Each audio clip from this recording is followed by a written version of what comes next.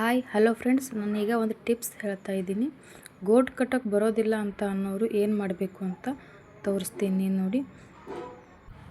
ಮೊದಲು blouse piece ಇಟ್ಕೋಬೇಕು, ಅದ್ರ ಮೇಲೆ ಅಸ್ತರ್ ಪೀಸ್ ಇಟ್ಕೋಬೇಕು. ಎರಡನ್ನೂ ಎದುರು ಬದರಾಗಿ ಇಟ್ಕೋಬೇಕು.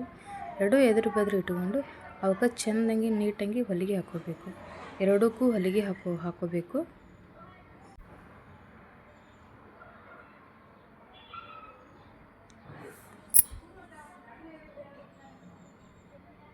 ಎರಡಕ್ಕೂ ಹೊಲಿಗೆ ಹಾಕೊಂಡ ನಂತರ ಅದಕ್ಕೆ ಸ್ವಲ್ಪ ಕಾಚ್ ಹಾಕೋಬೇಕು. ಎರಡಕ್ಕೂ ಕಾಚ್ ಹಾಕೊಂಡ ನಂತರ ತಿರುವಿ ಅದ್ರ ಮೇಲೆ ಒಂದು ಹೊಲಿಗೆ ಹಾಕೋಬೇಕು. ಚೆನ್ನಾಗಿ ತಿರುವಿ ಫಸ್ಟ್ ಇಟ್ಕೊಳ್ಳೋದು, ಆಮೇಲೆ ಅದ್ರ ಮೇಲೆ ಒಂದು ಹೊಲಿಗೆ ಹಾಕೊಳ್ಳೋದು. ನೋಡಿ ಅಲ್ಲಿ ಹಾಕತ್ತೇನಲ್ಲ, ಹಂಗೆ ಒಂದು ಹೊಲಿಗೆ ಹಾಕೋದು.